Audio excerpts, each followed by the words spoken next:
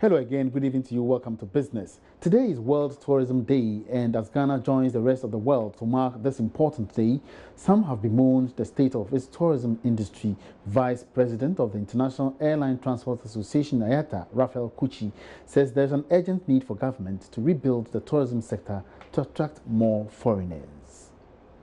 As a country, start to promote tourism and the tourist attractions that we have in this country. 2 days ago, I was talking to somebody who just came into the country, and the person was asking me, so in Accra, if you want to go on a tour, where do you go? And this is a very basic question. Ask many people in Accra, where do you go actually when you want to go on a tour in Accra? Nobody seems to know. They say, oh, you can go to the beach. What is at the beach? Nothing. Okay? So we need to find a way of packaging these products, the tourist attractions that we have around, and promote them. We have travel agencies, we have tour operators, but they are all busy, interested in more tourist attractions outside of Accra than within Accra. Now, we need to find a way of, if a transit passenger is coming here, if we want to create Kotoka as a hub, and transit passenger comes and his transit is 5 hours, we need to create an opportunity for such a passenger to be able to get out of the airport, visit one or two places, and come back and connect on their flights.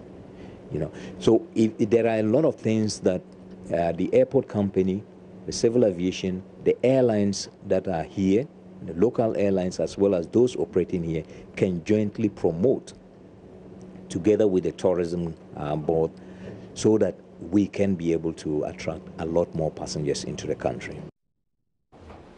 Now, Ghana has finally agreed to engage the Ghana Independent Broadcasters Association, GIBA, and all other stakeholders in the broadcasting industry on the process to end the migration from analog to digital terrestrial transmission, DTT. This was part of 3 conditions reached by the parties after a closed-door meeting which lasted for more than 3 hours on Thursday.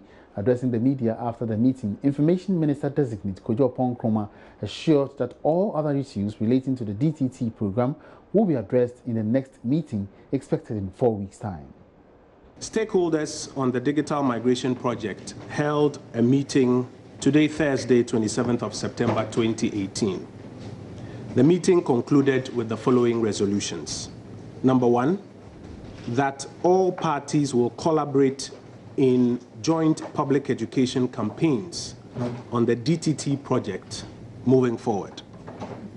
Number 2, that the earlier decision, which was to have an independent company known as the Central Digital Transmission Company Limited, CDTC, operate and manage the infrastructure for DDT remains unchanged. Number 3, the parties have agreed to continue with engagements on the project as the project proceeds. The next meeting of these stakeholders is scheduled to take place within the next 4 weeks. The stakeholders at the meeting were the Ministry of Communication, the Ministry of Information, Ministry of Finance, the National Media Commission, the National Communication Authority, the Ghana Independent Broadcasters Association, Film Producers Association of Ghana, the Ghana Academy of Film and Television Arts, the Ghana Actors Guild, NAFTI, Ghana Broadcasting Corporation, Ghana Institute of Engineering, KNET Limited, and ILC Consultants. We're grateful to stakeholders and to yourselves for being around for today's meeting. Moving on, this year's grand sales has opened in Accra. CEO of the Ghana Trade Fair Company, Dr. Agnes Edu, says SMEs will be the focus of this year's event. Speaking to Joy Business at the opening ceremony, Dr. Edu disclosed that this year's event has been structured to rake in more revenue for the Trade Fair Company, especially as it embarks on a program to revamp the sector. Grand sales is actually a way to support our own local economy. It's a way to support our local industry. this government's agenda is to industrialize Ghana.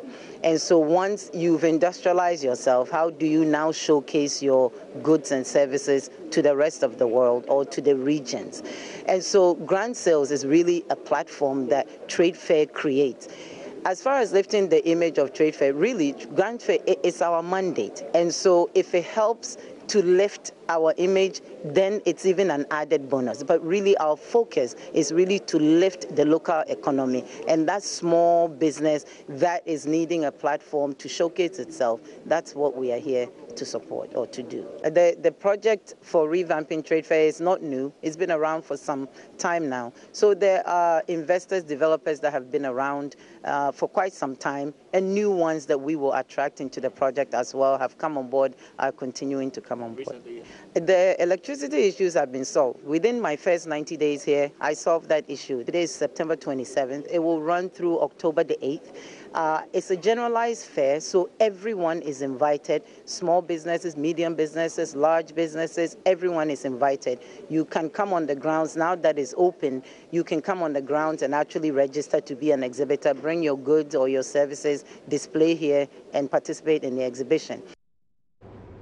The Auditor General, Daniel Domelovo, has lauded Finance Minister Ken Ofori-Atta for assuring to revise the Internal Audit Act to grant more independence to the auditor at the workplace. This, he noted, will enhance the professional development of internal auditors and ensure that international standards are adhered to. He was speaking at a lecture organized by the Institute of Chartered Accountants Ghana on the theme Implementation of AG's Reports, Achievements, Challenges and Prospects so far.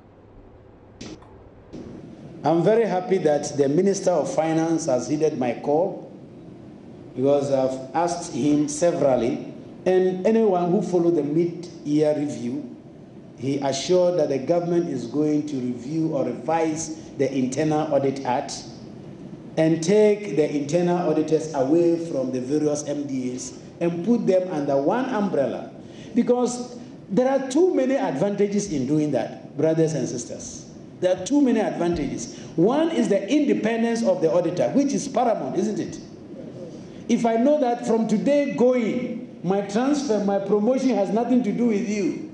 If you ask me, is it embezzlement or I've kept, I say it's embezzlement. In fact, what I mean is that you have stolen the money. Because I know you can't do who, isn't it? So the independence is very, very, very important. But beyond the independence is even the professional development of the internal auditors. Are you leaving that in the care of Ministry of Health, Agric, Education to develop internal auditors? I'm sure you are in Ministry of Health. If you are not a doctor, I doubt if you will be able to get chance for your development. Same it is. If you are in Agric and you are not an Agric officer, their training and capacity development is for their core mandate. So they don't see your mandate. So if they bring them to the center, they can be developed. Again, if they bring them to center, we can ensure that they are applying international standards in the doing of their work. Because there will be someone who should be able to supervise the work that you are doing, look at your plan, your audit plan for the year, monitor it, and ensure that you are documenting and doing everything professionally. But who is going to do that in the respective MDAs where we have kept them? Internet service provider Main One, together with Academic City, has awarded a scholarship to a first-year female engineering student for her excellence. The $40,000 award will cover her entire 4-year program at the institution. Academic City College, together with internet service providers Main One, have awarded a $40,000 scholarship to a female engineering student, Elizabeth Fio. Regional Executive for West Africa at Main One says the contribution by his outfit complements their resolve to link academia with industry in Ghana. Over the years, we've supported innovation. We believe that the more you drive internet connectivity across the region, the more you also need to support things that helps you to achieve that objective. And capacity building is one of the critical resources or critical factors that helps us to achieve that objective. So supporting Academic City is in tandem with that objective. We believe that if we support capacity building here, we help to grow vocational education. that translates into entrepreneurship, and that grows the economy. President of Academic City also urged persons in academia to adapt world-class strategies to make students relevant after school. Not only do we need to empower females, but the future of engineering, the future of the workforce is women. We have a sizable population. I think there are many more women in Ghana, and we just need to start to integrate them also into the STEM field. So Main One stepping in to provide a scholarship, not just for an engineering student, but a female mechanical engineering student, is an exciting reality. And that's the direction in which we're moving them. So we hope not to be part of these 250,000 unemployed graduates that poses a national security risk, in my opinion. All right, so after today's event, where do we see young Elizabeth? Meanwhile, Joy Business spoke to the awardee Elizabeth Fio, who is confident of taking the world by storm. I'm very good at maths and physics, and I like I like to understand the way things happen. So I chose to become a marine engineer.